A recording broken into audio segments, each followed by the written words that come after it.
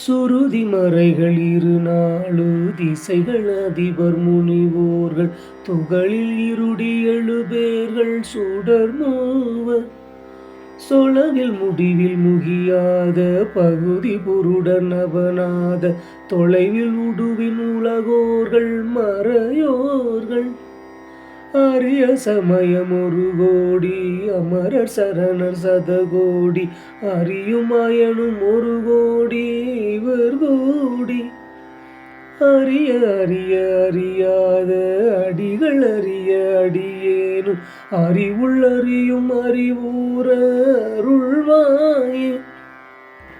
இறைவனிடம் வேண்டத்தக்கதை வேண்டி காட்டியுள்ளார் அருணகிரிநாதர் இந்த திருப்பாடலில்.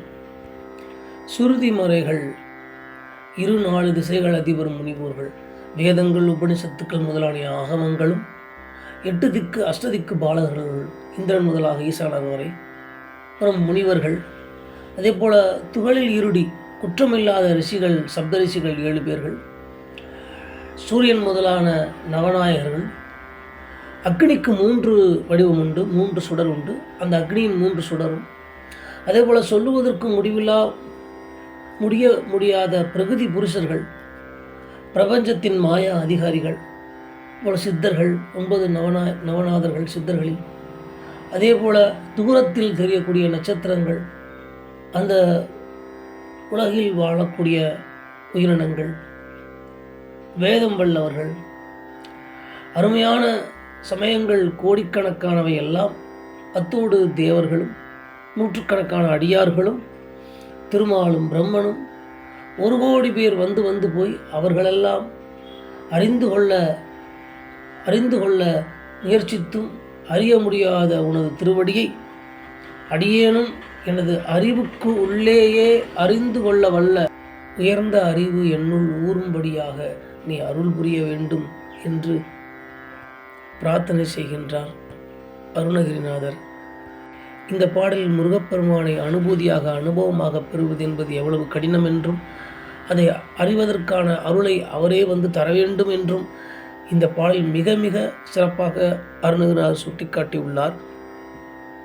அறிவு வடிவங்கள் என்று சொல்லப்பட்டவைகளும் அந்த அறிவு வடிவங்களை உருவாக்கிய ஆன்மீக அறிஞர்களும் தேவர்களும் தேவத்தன்மை பெற்ற தேவர்களும் தெய்வ வடிவங்கள் என அனைத்துமே தேடியும் அறிய முயற்சித்தும் அறிய முடியாத நிலையில் இருக்கக்கூடிய கந்தப்பெருமானின் அனுபூதி, முருகப்பெருமானின் அனுபவத்தின் பொருளாக உள்ள மெய்ப்பொருள் என்னுள்ளே தான் உள்ளது.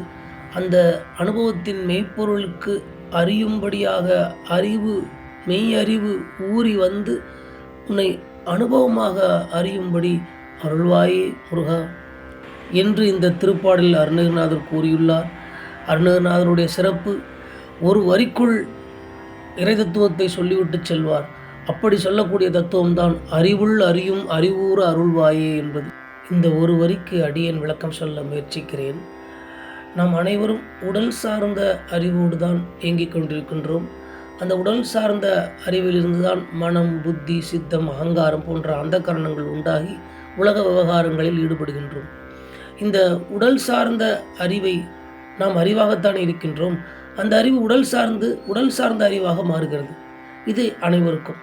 இந்த உடல் சார்ந்த அறிவை நிறுத்தி அல்லது அதை கடந்து நம்முள் நாம் இருக்கக்கூடிய வெறும் அறிவான நிலையில் இருக்கும்போது அந்த அறிவுள் இறைவன் உரைகின்றான், இறைவனே அந்த அறிவாகவும் இருக்கின்றான் என்பதை அறியும்படியாக ஒரு அறிவின் தெளிவு ஒருவனுக்கு உள்ளிருந்து வர வேண்டும்.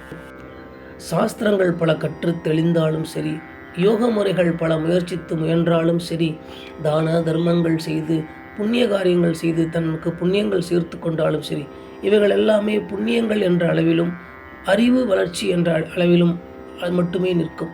ஆனால் அது அனுபவமாக சித்திக்க வேண்டும் என்றால் இறைவனே அனுபவமாகவும் அறிவாகவும் உள்ளே நம் அறிவின் உள்ளே உள்ளார் என்பதை உணர்ந்து அந்த தேக அறிவை உடல் அறிவை தாண்டி வெறும் அறிவு மாத்திரமாக இறைவனிடம் சென்று சரணடைந்து அவருடைய அன்பை பெறும்போது அந்த அன்புதான் அருளாக மலர்கின்றது. அந்த அருள்தான் அனுபவமாக இறை அனுபவமாக மலர்கிறது.